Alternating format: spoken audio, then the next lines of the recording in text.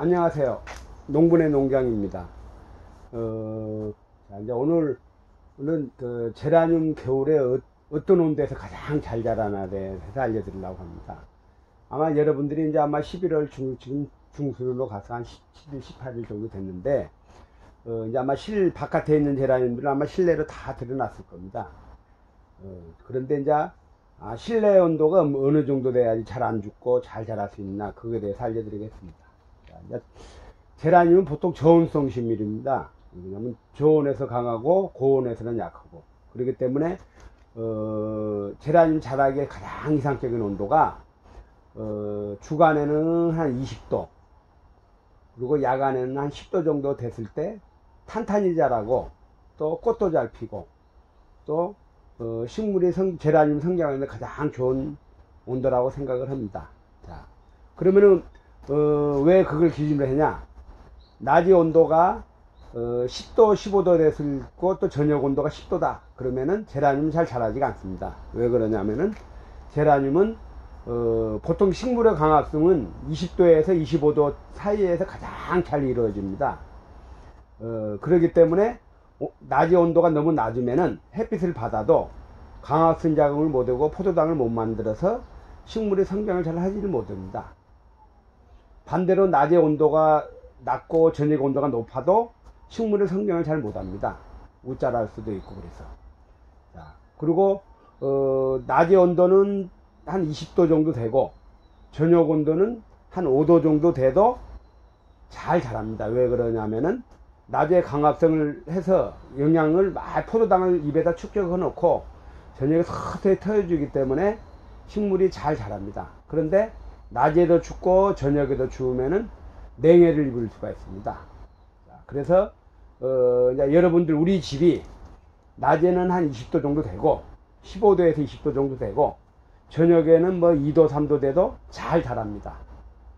그런데 잎이 좀 단단하게 자라겠죠. 온도 차이가 나면은 잎이 자라는 속도가 늦고 제라늄 성장 속도가 늦으면서 뿌리나 잎이 탄탄하게 자라고, 온도가 10도 정도 되고 저녁 온도가 낮의 온도가 20도 정도 되면 좀 잘 자라는 편입니다. 자, 그러면 농장에는 몇 도를 주나? 우리 말고 우리 같은 경우는 보통 10도를 맞춰줍니다. 야간에. 그리고 주간에는 한 20도 정도에서 환기를 시켜주고 18도에서 20도 사이에 되면 다 환기를 시켜줍니다. 근데 이제 대량 생산하는 농가는 보통 낮에는 한 15도에서 16도, 저녁에는 15도에서 16도, 낮에는 한 25도 정도를 맞춰줍니다. 그러면은 성장 속도가 굉장히 빠릅니다. 그런데 잎이나 줄기가 꽃이 탄탄하게 자라지가 않습니다.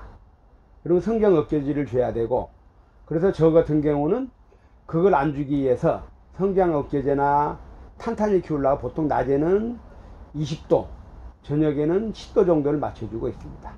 그런데 실질적으로 저녁에는 온도가 10도를 맞췄지만 실제로 식물한테는 7도에서 8도 정도 유지를 해줍니다. 그래서 여러분들이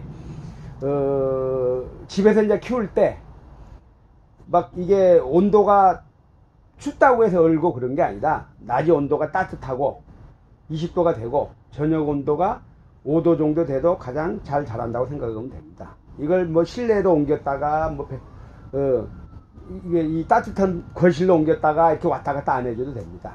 언제 옮겨주냐? 1월달 정도 됐을 때 온도가 추워질 때가 있을 겁니다. 그때는 이제 베란다가 영하로 떨어지면은 안으로 옮겨야 됩니다. 왜 그러냐면은 너무 온도가 차이가 나면은 냉해가 입을 수가 있습니다. 자, 그래서 오늘은 겨울에 제라늄들이 잘 자라기 쉬운 온도에 대해서 알려드리겠습니다. 잘 자라기 쉬운 온도는 야간은 10도, 주간은 20도 정도. 이게 주간이나 낮의 온도. 자, 그래서 그것만 지켜주면은 잘 자라고, 겨울에는 온도가 낮기 때문에 물이 잘 안 마를 겁니다. 그리고 물 주는 양도 좀 줄이고, 물 주는 횟수도 좀 줄이고, 거득이 말랐을 때 주고, 또 지금 11월 중순 정도 되면 이제 온도가 굉장히 낮아졌습니다. 그리고 흐린 날이 많으면은 일주일 안에 햇빛이 부족하기 때문에 물을 너무 많이 주면 못 자랄 수가 있기 때문에 물 조절을 지금부터는 잘 해야 됩니다. 자, 이상입니다.